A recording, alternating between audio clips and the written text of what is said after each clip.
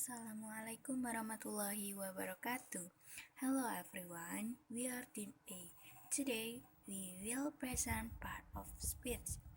Before we start, I will introduce my team. I'm Tatia Mahartanti and my team Nur Muhammad Habaib Umam and Ria Rizky Lestari. Hi guys, I'm Ria and I will explain about noun. Noun atau kata benda adalah salah satu dari part of speech dalam bahasa Inggris. Noun adalah kata yang digunakan untuk menamai suatu objek seperti orang, benda, tempat, serta konsep atau ide. Fungsi dari noun yang pertama sebagai subjek di suatu kalimat. Contohnya, Johnny has read the book for 3 hours. Yang kedua, sebagai objek pelengkap di suatu kalimat. Contohnya, Mr. John is a doctor. Yang ketiga, sebagai objek langsung atau direct object. Contohnya, he booked a car last week. Di sini, objek langsungnya adalah car yang dikenai tindakan. Yang keempat, fungsi dari noun adalah sebagai objek tak langsung atau indirect object. Contoh kalimatnya, she gave her mother a flower. Di sini, pada kalimat ini, objek langsungnya adalah flower dan objek tak langsungnya adalah mother. Lalu, fungsi dari noun yang kelima sebagai kata keterangan. Dan sebelumnya sudah ditambahkan preposition. Contoh kalimatnya, she has arrived at the airport. Jenis-jenis noun, yang pertama ada countable dan uncountable noun. Countable noun merupakan jenis kata benda yang dapat dihitung dan memiliki jumlah. Contohnya seperti mango, mangoes, apple, and apples. Contoh countable noun dalam kalimat, di sini kita akan menggunakan kata watermelon.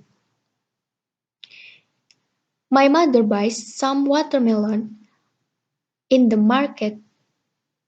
Ibu saya membeli beberapa semangka di pasar. Seperti itu.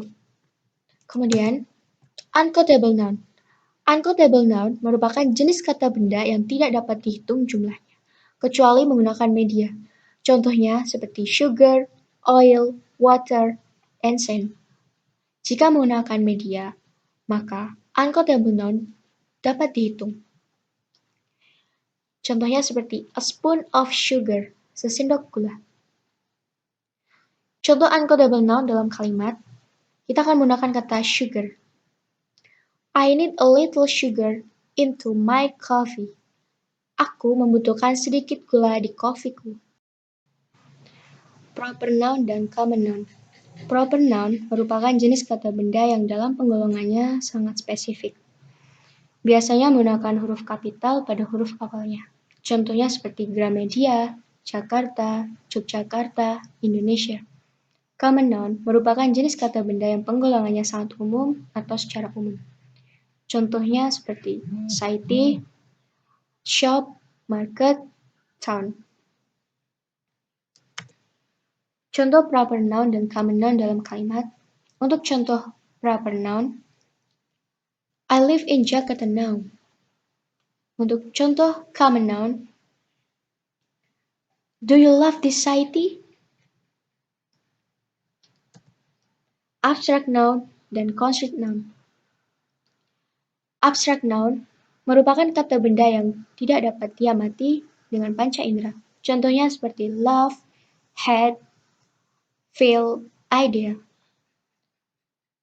Concrete noun merupakan kata benda yang dapat diamati dengan panca indera.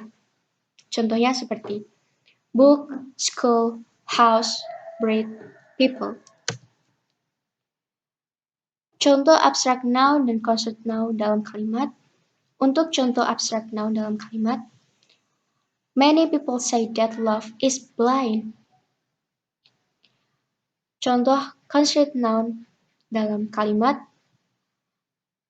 my sister needs new bag.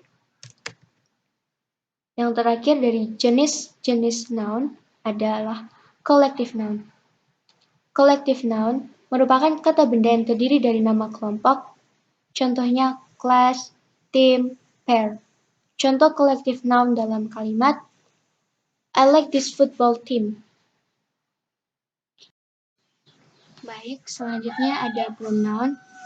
Pronoun adalah kata ganti yang digunakan untuk menggantikan noun atau kata benda seperti orang, hewan, benda, dan lain-lain. Yang pertama ada personal pronoun. Personal pronoun ini terdiri dari dua bagian, yaitu subjek dan juga objek. Mari kita perhatikan pada tabel tersebut. Jika aku menjadi subjek, maka I. Jika menjadi objek, maka me. Kemudian, jika kamu menjadi subjek, you, dan ketika menjadi objek tetap you, dan seterusnya.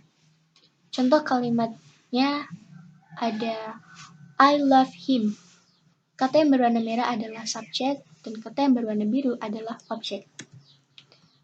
Untuk penggunaan it, kata it adalah kata ganti yang digunakan untuk hewan, benda, dan lain-lainnya. Contohnya seperti I love cat, it is cute. Selanjutnya ada possessive adjective. Possessive adjective adalah adjektif yang menyatakan kepemilikan terhadap kata benda atau noun. Possessive adjective terdiri dari my, your, our, their, her, his, it.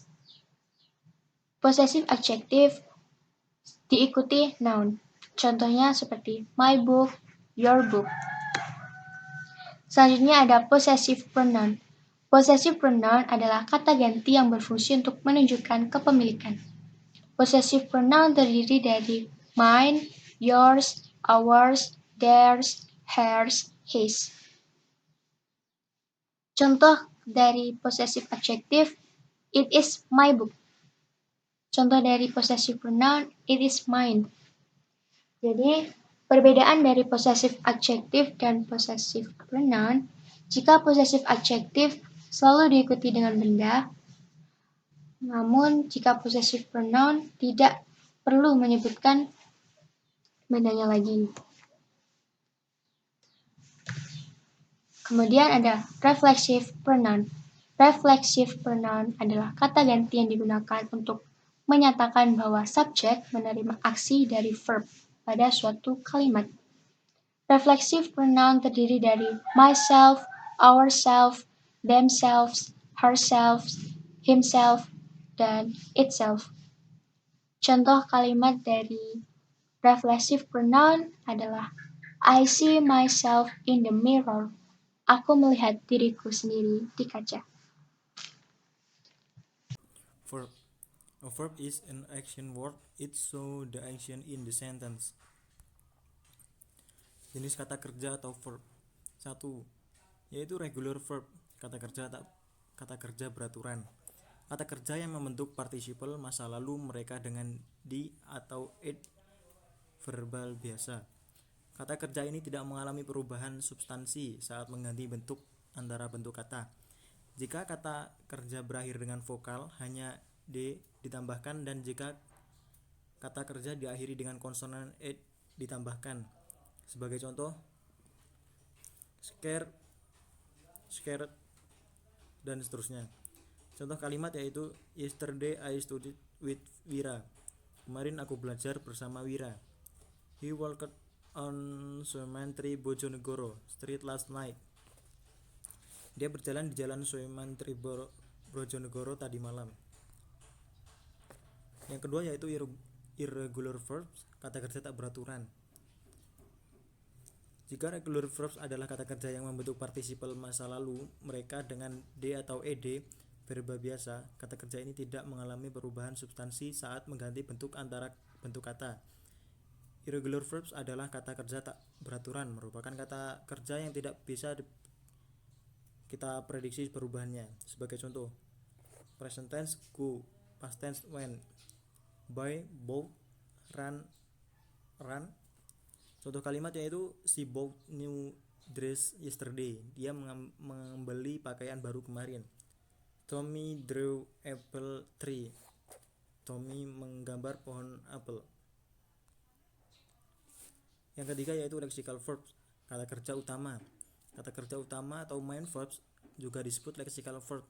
Kata kerja utama bisa mempunyai arti sendiri, tidak seperti kata kerja bantu atau helping verbs. Kata kerja ini merupakan kebalikan dari auxiliary verb. Jika auxiliary hanya berfungsi sebagai kata kerja bantu, maka lexical merupakan kata kerja utama di dalam sebuah kalimat. Kata yang saya cetak tebal berikut ini merupakan main verbs atau lexical verbs di dalam kalimat. Kata kerja utama contohnya seperti go, make, stop, catch, close, pull, bring. Contoh kalimat yaitu I bring some fruits for you. Aku memberi beberapa buah untukmu. Yang keempat yaitu auxiliary verbs, kata kerja bantu.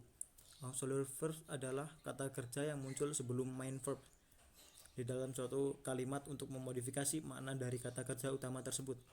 Tidak seperti kata kerja utama, auxiliary verbs tidak mempunyai arti sendiri.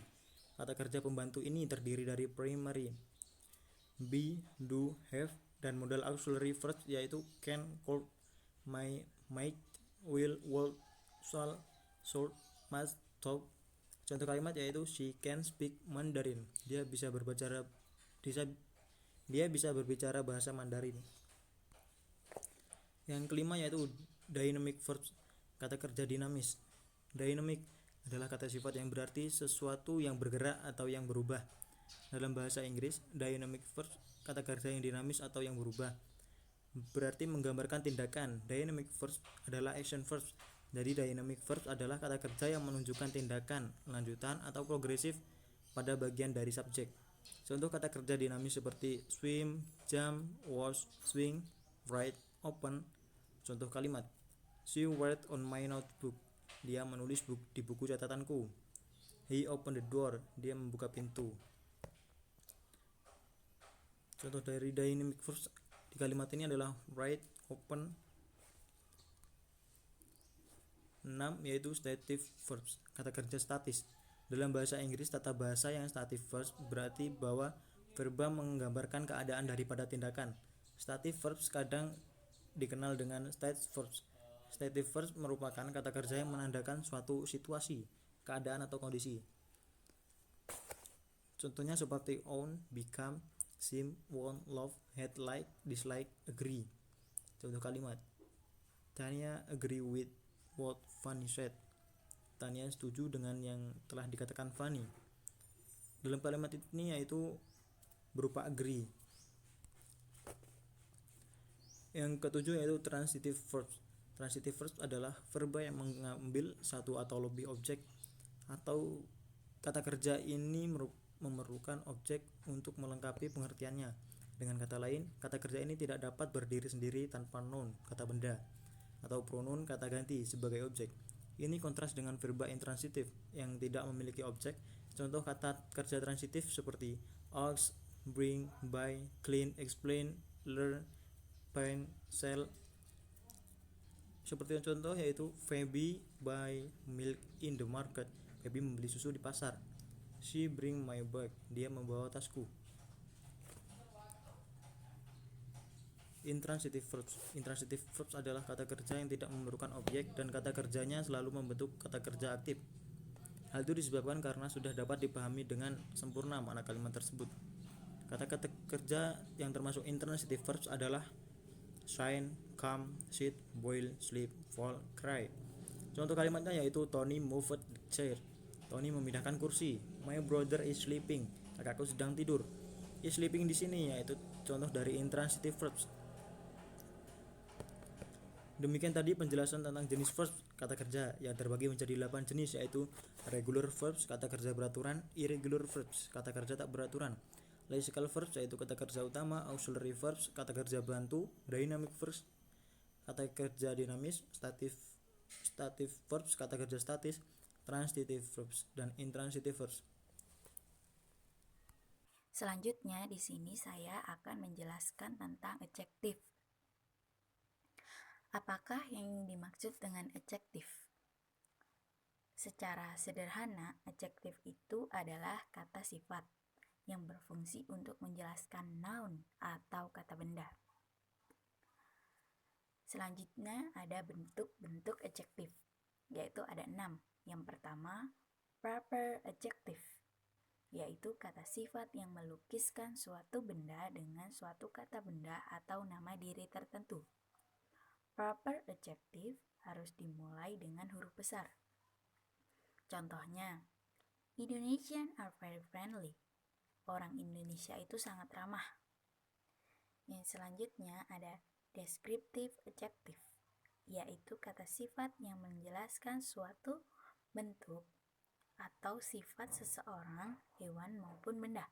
Contohnya, I'm a handsome man. Saya seorang pria tampan. Yang ketiga ada distributive adjective, yaitu kata sifat yang digunakan untuk menunjukkan bahwa kata benda yang dimaksud itu bermacam-macam atau sendiri-sendiri. Misalnya, each, every, either, dan neither. Contohnya, I study English every night. Saya belajar bahasa Inggris setiap malam. Yang keempat ada demonstrative adjective, yaitu kata sifat dalam bahasa Inggris yang digunakan untuk menunjukkan posisi suatu benda atau orang yang spesifik. Misalnya, this, that, this, those, such, dan lain-lain. Contohnya, that is your bag. Itu tasmu. Yang kelima ada numeral adjective, yaitu kata sifat yang menunjukkan beberapa banyak benda. Numeral adjective dibagi menjadi 2 macam, yaitu yang pertama ada definite numeral yang menerangkan jumlah yang spesifik atau angka pasti. Angka ini bisa berbentuk kardinal atau ordinal number. Misalnya 1, 2, 3, first, second, third, dan lain-lain. Contohnya, I buy 3 books today. Saya membeli 3 buku hari ini. Yang kedua ada indefinite numeral, yaitu menerangkan jumlah yang tidak spesifik atau angka yang tidak pasti. Misalnya, all, some, many, much, any, dan lain-lain. Contohnya, the waiter passed much sugar on my tea. Pelayan itu menambahkan banyak gula di tehku. Yang keenam, yang terakhir ada quantitative adjective, yaitu kata sifat yang menunjukkan berapa banyak suatu benda yang dimaksudkan. Quantitative adjective membatasi setiap pemakaian suatu kata benda serupa, seperti kuantitas atau tingkatannya yang ditunjukkan oleh kata sifat. Misalnya, some, much, little, any, dan lain-lain. Contohnya, Joko has little money. Joko mempunyai sedikit uang.